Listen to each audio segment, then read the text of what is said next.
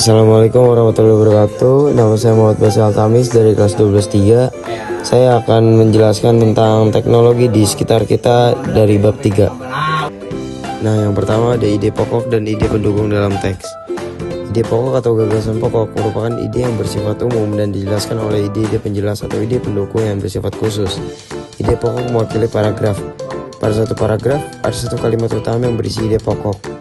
Kalimat utama pada dapat terletak di bagian awal, paragraf deduktif, tengah, paragraf naratif, bagian belakang, paragraf induktif, atau di bagian awal dan akhir teks, paragraf campuran. Namun, ide pokok dapat pula tersirat di seluruh paragraf. Ide pokok membawakan ide-ide pendukung dalam sebuah teks. Nah, selanjutnya ada ide pendukung teks. Ide pendukung merupakan ide yang memperjelas ide pokok. Ide pokok memerlukan ide pendukung agar pembaca dapat memahami makna paragraf. Ide pendukung dapat berupa data, kalimat penjelas, kronologi, maupun sebab dan akibat dari suatu peristiwa. Ide pendukung memiliki kalimat yang berupa kronologi kejadian, contoh, uraian data, dan sebagainya. Ide pokok pada umumnya tidak memiliki acuan, contohnya tersebut. Ide pendukung sering menggunakan kata, misalnya contohnya, artinya, akibatnya, selain itu, akibatnya dan dampaknya, dan lain-lain. Selanjutnya ada ide pokok dan ide pendukung dalam buku. Ide pokok dan ide pendukung dapat pula ditemukan dalam teks panjang berbentuk buku. Buku ditulis oleh penulis dan menentukan ide pokok terlebih dahulu. Ide pokok yang menarik akan membuat pembaca penasaran dan tertarik membaca buku. Ide pokok dapat berupa informasi, ilmu pengetahuan, hiburan, mendidik, dan sebagainya. Ide pokok selanjutnya dikembangkan melalui kalimat, paragraf, subbab, dan bab yang lebih panjang dan terstruktur agar bacaan lebih jelas. Yang keempat ada ide pokok dan ide pendukung untuk resensi. Ide pokok dan ide pendukung sebuah buku dapat kamu tuliskan ke dalam bentuk resensi. Menurut KBBI, resensi ada pertimbangan atau pembicaraan tentang buku, ulasan buku. Resensi juga berisi penilaian tentang sebuah karya berupa buku, novel, film, drama, lagu, dan karya sastra lainnya. Unsur yang dinilai yaitu isi dan unsur kebahasan. Yang B ada menyampaikan hipotesis. Pengertian dan ciri hipotesis. Hipotesis dalam KBBI dijelaskan sebagai sesuatu yang dianggap benar atau alasan atau pengutaran pendapat. Meskipun kebenarannya masih harus dibuktikan, anggapan dasar, hipotesis merupakan dugaan sementara dalam sebuah penelitian atau pendapat yang kebenarannya masih diragukan. Untuk memastikan kebenaran dari pendapat ini, suatu hipotesis harus diuji atau dibuktikan kebenarannya. Ciri hipotesis adalah hipotesis harus menyatakan pertautan antara dua variabel atau lebih dalam satu rumusan hipotesis, dinyatakan secara deklaratif atau kalimat pernyataan, hendaknya dirumuskan dengan jelas, padat, dan singkat. Yang kedua, ada menggunakan kata khusus. Saat mengajukan hipotesis, kamu dapat menggunakan kata khusus atau istilah sesuai bidang yang dibahas. Misalnya bidang teknologi informasi, kamu dapat menggunakan kata-kata khusus berikut. Yang pertama, kecerdasan artifisial. Yang kedua, pindai. Yang ketiga, asisten virtual.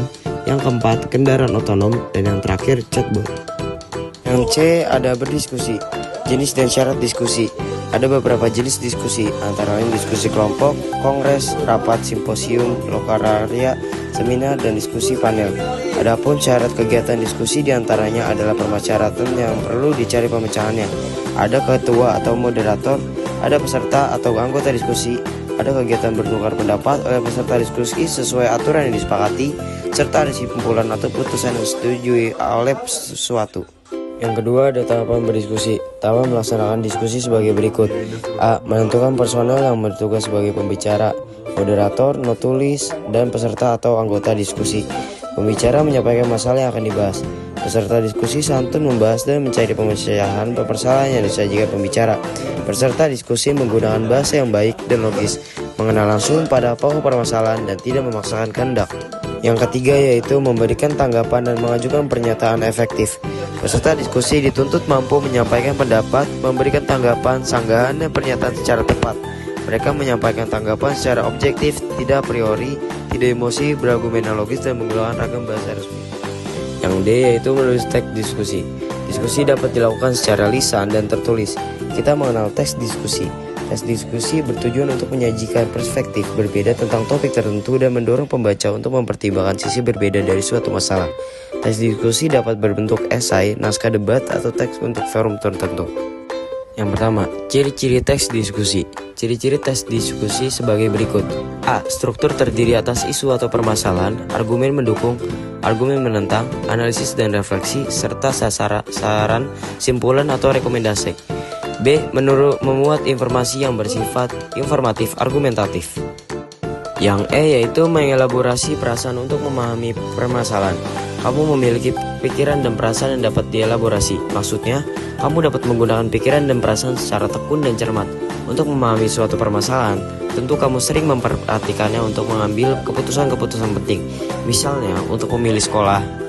Oke, jadi segitu saja dari saya. Terima kasih. Wassalamualaikum warahmatullahi wabarakatuh.